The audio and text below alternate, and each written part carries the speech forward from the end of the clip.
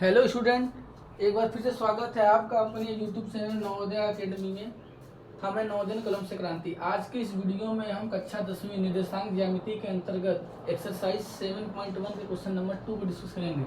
इस क्वेश्चन में हमें दिया हुआ है कि इस बिंदु और इस बिंदु के मध्य की दूरी क्या होगी। यदि इस बिंदु को मैं x1, y1 मान लूँ और दूसरे बिंदु को x2, y2 मान लूँ, तो दूरी सूत्र के अनुसार जो ये है हमारा √x2 - x1 का whole square plus y2 - y1 के होल स्क्वायर के बराबर में पुट करेंगे तो इसके बराबर हो जाएगा।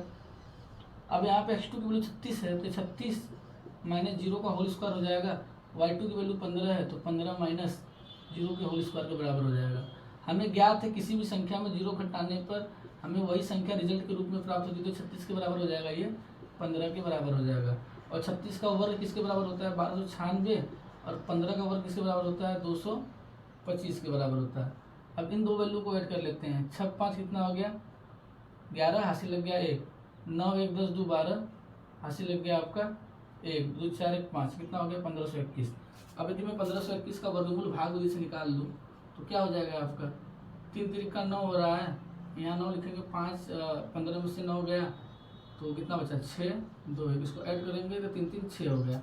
और हमें पता है कि अंतिम संख्या 1 आ रहा है और ये पूर्ण वर्ग है, तो 1 कब आएगा? जब हम 9 में 9 से गुणा करेंगे तभी इकाई का अंक 1 होगा। तो अगला अंक हमारा क्या होगा? यहाँ पे 9 होगा। 9 9 81 हो गया। 9 6 54, 54 में ये हासिल 8 जुड़े में कितना हो जाएगा? 62। अर्थात ये वैल्यू कट गई और यहाँ से 3, यहाँ से 9 ले लेंगे तो वर्गमूल कितना आ गया हमारा? 39 आ गया। अतः इन दोनों बिंदुओं के मध्य की दूरी क्या हो जाएगी? 39 मात्र। ये हुआ एक तरीका करने का। इसको करने का एक तरीका और है जिसको हम कार्तिक तल की मदद से करेंगे।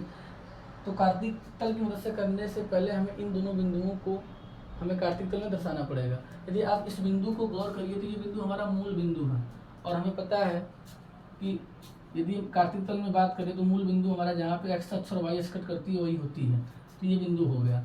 दूसरा क्या है? 36 का 15, अर्थात एक्स अक्ष पे हमें 36 चलना है और वाई अक्ष पे 15 चलना है।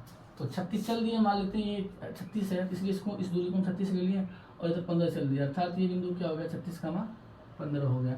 और हमें इस बिंदु और इस बिंदु के मध्य की दूरी ज्ञात करनी है, तो इसको यदि हम मिला दिए तो यही दूरी हमसे पूछा हुआ है। यदि आप ध्यान से इस त्रिभुज को देखिए तो त्रिभुज हमारा समकोण त्रिभुज है। समकोण त्रिभुज में पाइथागोरस प्रमेय के अनुसार क्या होता है? आपका कर्ण का वर्ग बराबर लंब का वर्ग प्लस आधार के वर्ग के बराबर होता है। यदि इस त्रिभुज को ध्यान से देखा जाए तो ये मेरा क्या है? कर्ण है। इसको यदि मैं लंब ले लूँ तो ये 15 का वर्ग हो जाएगा, ये 36 का वर्ग हो जाएगा।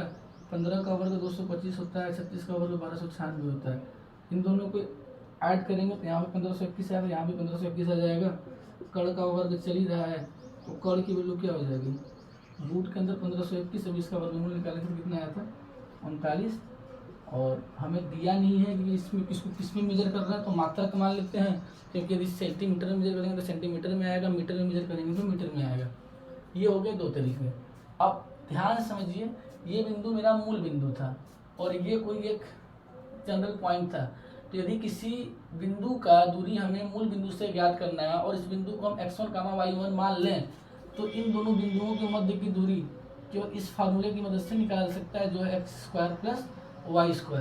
अब इस फार्मूले को हम इस पे अप्लाई करते हैं तो x की वैल्यू यहाँ क्या है? 36, क्योंकि हमारा ये बिंदु क्या है? मूल बिंदु, तो हमें इस बिंदु से मतलब है, तो कितना हो गया? 36 का वर्ग, y कितना है? 15, तो कितना हो जाएगा? 15 का वर्ग। देखिए यही चीज़ तो बन गई यहाँ पर। अर्थात यदि हमें मूल बिंदु से दूरी ज्ञात करनी है तो इस फार्मूले को हम इस्तेमाल करेंगे। यहाँ से ये वाला जो स्टेप है वो बचेगा हमें, मतलब समय की बचत होगी। ठीक है, तो आज की वीडियो में इतना ही रखते हैं। यदि आपको ये वीडियो पसंद आया तो आप हमारे चैनल को लाइक, शेयर और सब्सक्राइब कर सकते हैं, क्योंकि आपका सब्सक्रिप्शन ही हमारा मोटिवेशन है। Thank you so much.